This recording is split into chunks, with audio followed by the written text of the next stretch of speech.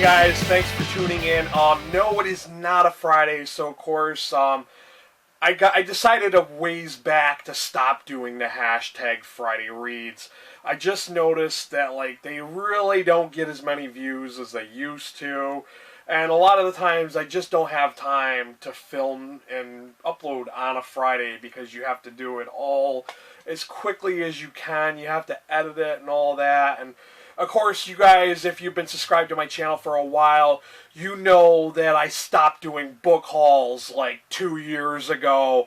I have my own reasons for not doing book hauls. I just really, honestly, and no offense to you, if you do book hauls, I just think they're a very cheap way to get views, and because I feel like if you do a book haul, I know, I myself, personally, I know that if I may buy a bunch of books, and let's say I never get around to reading that book, and it's just I feel like it's kind of giving my viewers a false hope that they're going to hear about that book again, and the whole deal with sponsors. But I don't want to go into that. This is not a discussion video. I really just want to share with you guys what I'm currently reading. One of the main books I'm currently reading, I just finally finished reading A Nancy Boys, and I'm going to throw a link to that review down below if you really want to know what I thought of that book. But I was in a non-fiction reading mood, and I had purchased this from Barnes & Noble's probably a couple months ago, maybe 6 months ago, and it is Sex with Kings.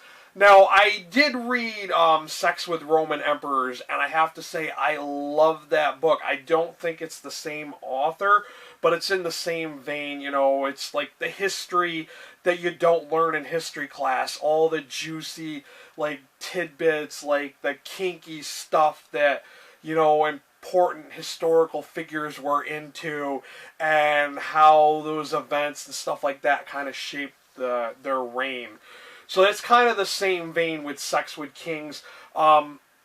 This author, being a woman author, she goes into how a lot of these mistresses and concubines, they kind of made an impact on the kings, and they made changes to their ruling, how they how they ran things. So it's kind of interesting so far. I'm not too far into it, but so far it doesn't seem like that bad of a read, and it's only 200 some odd pages, so I really don't see this being a tiresome read. It's going to be something I could breeze through relatively quickly. I'm also reading Ghost Rider. This is a new revamping of Ghost Rider. It's an all-new Ghost Rider.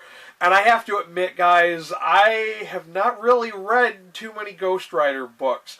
I know he's very cool looking. He's this demon who inhabits, I think his name is Johnny Blaze. Oh, this guy is a different guy. His name is Robbie Reyes. Okay. So it's not the traditional Johnny Blaze Ghost Rider. So yeah, I have yet to read this. But I'm not too crazy over the art style, the cover. But I'm hoping I will enjoy it.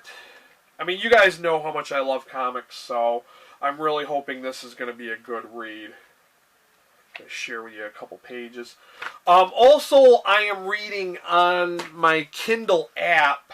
I am reading Supernatural Serial Killers. This is a book that I had gotten for free from NetGalley. And NetGalley is not a free-for-all site. And I'm going to explain why I'm calling it a free-for-all site. It's not you can't just join NetGalley and expect to get free books.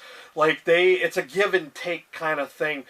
They want book bloggers, or if you're a librarian, somebody who works in the publishing industry. They basically want people word of mouth, ways that are gonna let people know about certain books. So you can't just join NetGalley and get a free book.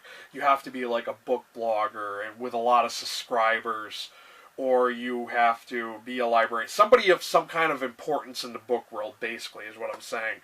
But yeah, so I got this book for free, and I'm only 60% into it.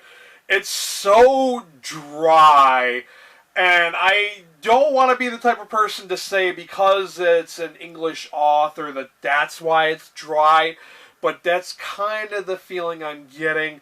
It's all very just the facts, ma'am, you know, like, there's a little bit of introspection at the end of each chapter where the author kind of discusses why she thinks the serial killer acted or behaved in the way they did.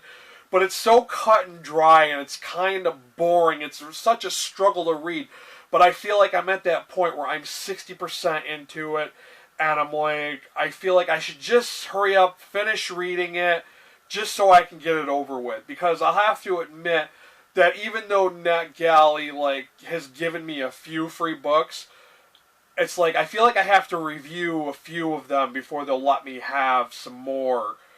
And it's just a really it's a slow building process, and I'm just gonna try it out. I don't know that I'm gonna stay on with NetGalley, like getting the books and reviewing them. And it kind of sucks because you guys, you know, I'm a huge comics reader, and whenever I try to apply to get some of the comics to read and review, they always turn me down. I don't know what the deal is with that. Like, I have all the information, you know, about my channel, and they can come check out my channel and know that the majority of what I read is comics. So I don't understand why they're turning me down for comics.